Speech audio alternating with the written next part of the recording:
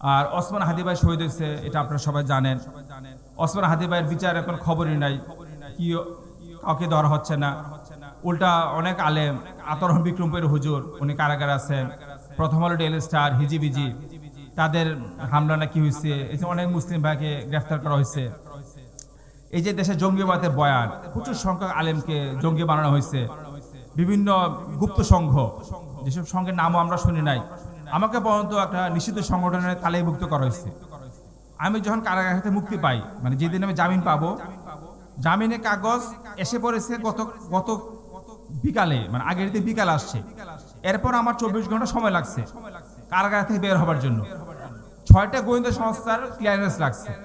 6টা গোয়েন্দা সংস্থা, এসবি, এনএসআই, ডিজেফাই, সিটিএসবি, সিটিসি, এটিও, 6টা গোয়েন্দা সংস্থার ক্লিয়ারেন্স দেওয়ার পরে আমি কারাগার থেকে বের হতে পেরেছি।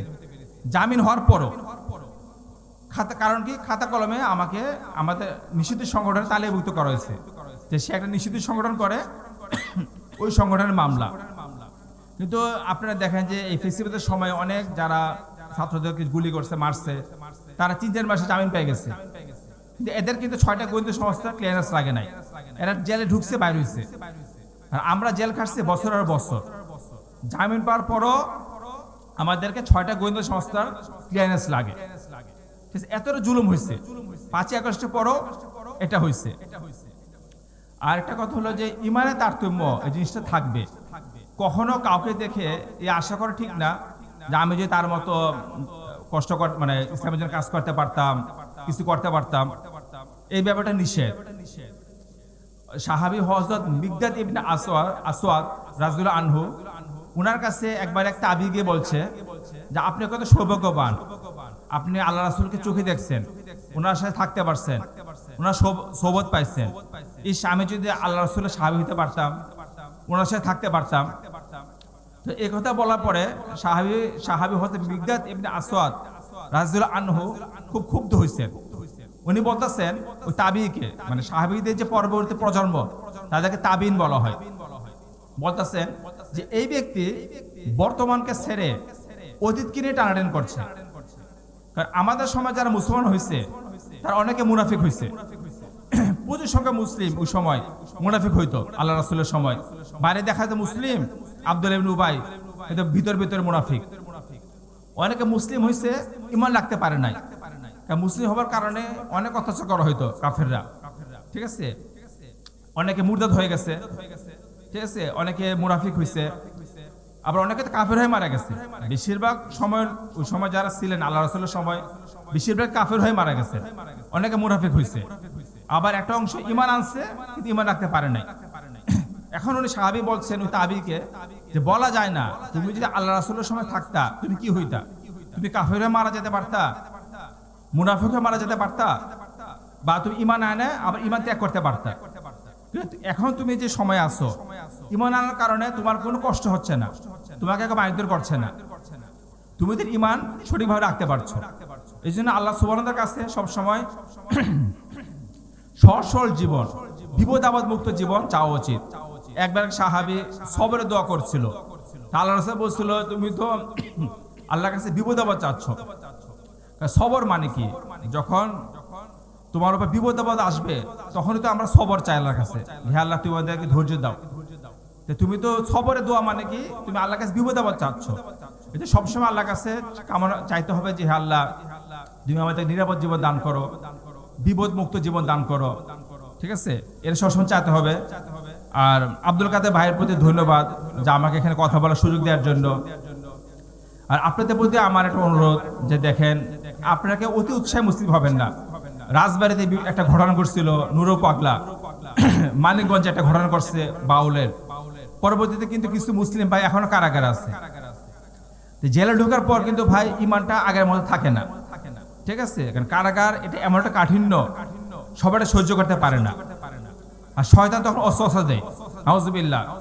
আপনি একটা বড় কাজ করলেন ইসলামের জন্য, এরপর আপনি কারাগারে গেলেন, কাজটা যদিও সঠিক, পরবর্তী শয়তান আপনাকে অস্ত্র দেয়, যেটা আমরা নিজের ফেস করছি কারাগারে, যে কোথায় এখন তোমার আল্লাহ, নাউজুবিল্লাহ, তোমার আল্লাহ তো এখন তোমাকে সাহায্য করছে না।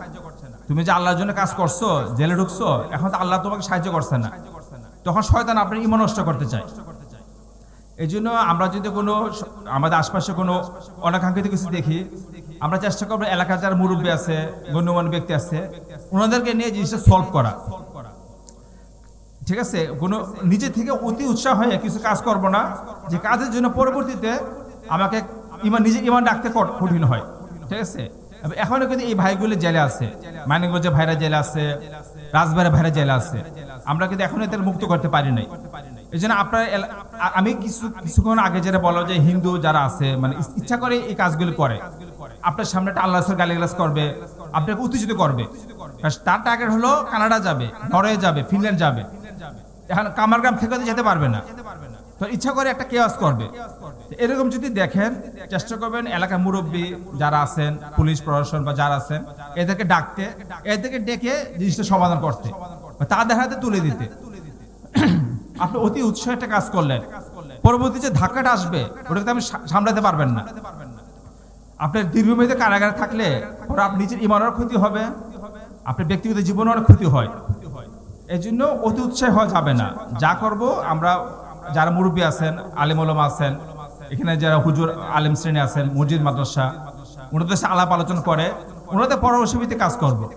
ওনাদেরকে আমি মুরব্বী ভাববো, যে আমার রক্ত গরম, আমি ইয়াং মানুষ, আমি একটা কাজ করলাম, পরে ধাক্কা যখন আসবে সবার কিন্তু আসবে।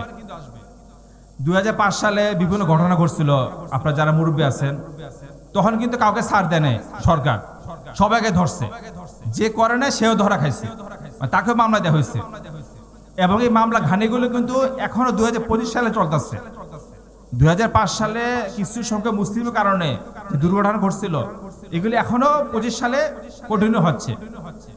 এবং সবচেয়ে বড় ভুক্তভোগী হয়েছে আলেমরা, কারণ যারা আলেম তারা প্রকাশ্যে থাকে, এদেরকে পাওয়া সহজ।